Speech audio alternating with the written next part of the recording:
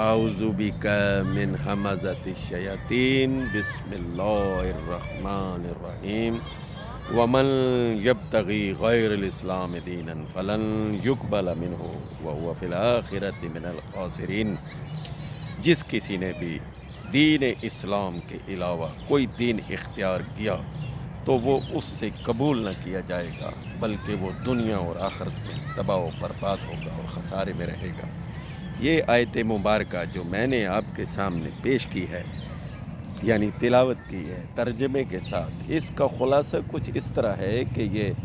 سورہ آل عمران آیت نمبر 85 ہے، یعنی 3/85۔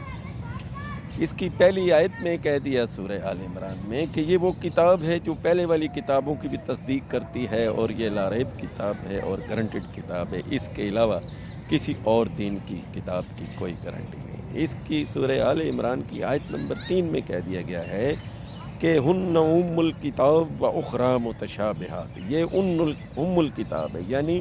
جیسے ام القرا، اس ام القرا اس جگہ کو کہتے ہیں جس جگہ پہ اللہ کا دین نافذ ہوتا ہے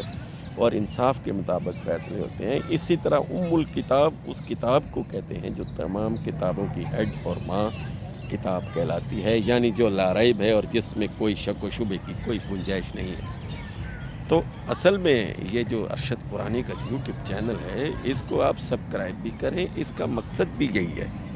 سبسکرائب کرنے کا کہ آپ بھی اس ٹیم کا حصہ بن جائیں۔ قرآن اور صرف قرآن، یہی ہے پیغام کہ آپ اس ٹیم کے حصہ بن جائیں اور دنیا میں یہ پھیلا دیں یوٹیوب کے ذریعے کہ یہ قرآن ہی اصل کتاب ہے اور اسی کی گارنٹی دی گئی ہے، کسی اور کی کوئی گارنٹی نہیں۔ جیسے کہ سورہ مائدہ میں آئے 5/3 میں، تو رسول اللہ نے آخری خطبے میں فرما دیا الیوم اکملت لکم دینکم واتممتم علیکم نعمتی ورضیتکم الاسلام دینا، یعنی یہ دین اسلام جو ہم نے تمہارے لیے پسند کر دیا ہے، یہ ہے وہ دین اسلام جس کی گارنٹی ہے اور جو آخرت میں بھی جس کے مطابق فیصلے ہوں گے، اور یہی وہ دین ہے جو ختم نبوت کا تقاضا کرتا ہے کہ اس کے بعد کوئی رسول نہیں، جو محمد رسول اللہ نے جن پر نازل ہوا تھا اور انہوں نے ہمیں پیش کیا، نزل علی محمد۔ تو سبجیکٹ کی طرف آتے ہیں کہ اس کی اگلی آیت میں کہا گیا کہ وہ لوگ جو اس کو جھٹلا دیتے ہیں، چھوڑ دیتے ہیں، اس کو آ جانے کے بعد ان کو پتہ چل گیا کہ یہی اصل دین ہے، تو اس کو جھٹلا دینا اور چھوڑ دینا یہ بھی کفر ہے، اور وہ عذاب میں مبتلا رہیں گے اور ہمیشہ ہمیشہ رہیں گے، جس میں سے ان کو کوئی نکالنے والا نہیں ہے۔ تو اللہ کے اس دین قرآن کو اپنا لینے سے دنیا اور آخرت میں کامیابی مل جاتی ہے، اور اللہ کے اس دین کو چھوڑ کر، قرآن کو چھوڑ کر جو قومیں تباہ ہوئی ہیں، ان سے پوچھ لیں کہ وہ دنیا اور آخرت میں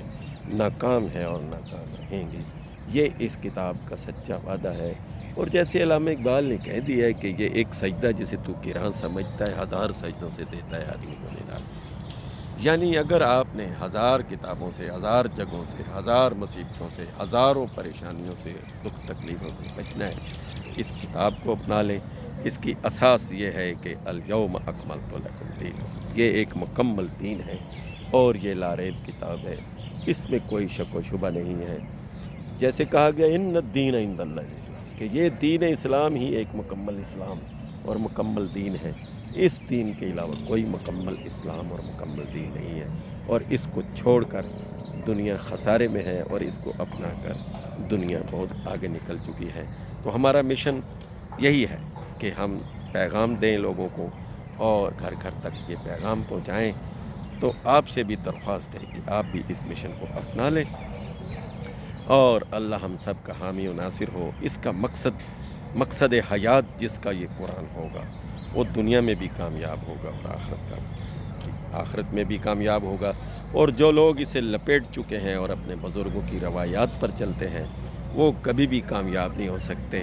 یعنی اس کو چھوڑ دینا تباہی اور بربادی ہے۔ اسی سورہ آل عمران میں آگے میں کہہ دیا کہ جن لوگوں نے اس دین کو اپنا کر